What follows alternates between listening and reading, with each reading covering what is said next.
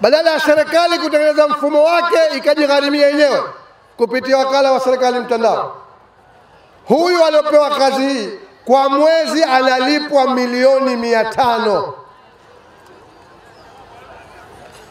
Milioni 500. Tena ndugu zangu, kapewa mkataba mpaka 2027. Ndani ya kipindi cha kuanzia Oktoba 2022 mpaka Juni 2023 kalipwa bilioni 4.5. Na hizi fedha kuwaonesha kama tunajua kila kitu, zimelipwa kupitia akaunti ya PBZ, account namba 0828583001. Bilioni 4.5.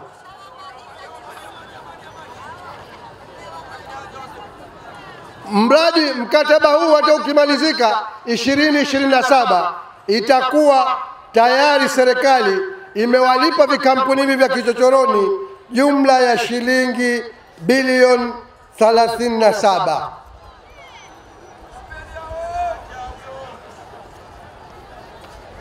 Zaidi ya bilioni 30.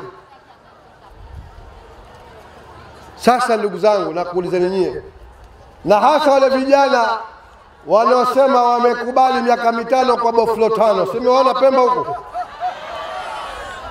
Simeona kuna watu thamani yao ya kutawaliwa kifisadi miaka 5, wao ni kupewa boflo 5. Kila mwaka mmoja boflo moja. Waulizeni vijana hawa, nyinyi mnakaangwa kwa boflo 5. Mnajua mafisadi hao wanavyofisidi wakati kwa pesa? Fedha hizi bilioni 30 na zingetumika kwa maslahi ya Zanzibar, wangapi vijana maisha yao yangetononoka hapa?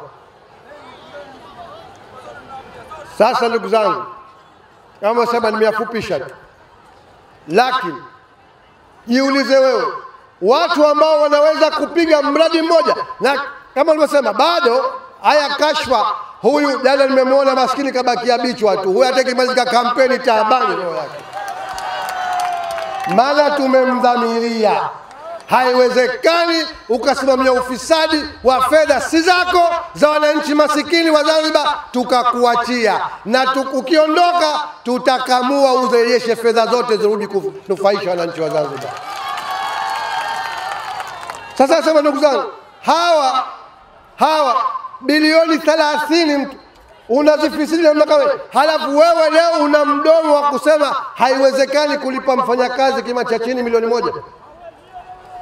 Huu ni mradi mmoja tu. Hii miradi ya kifisadi iko kwa mamia.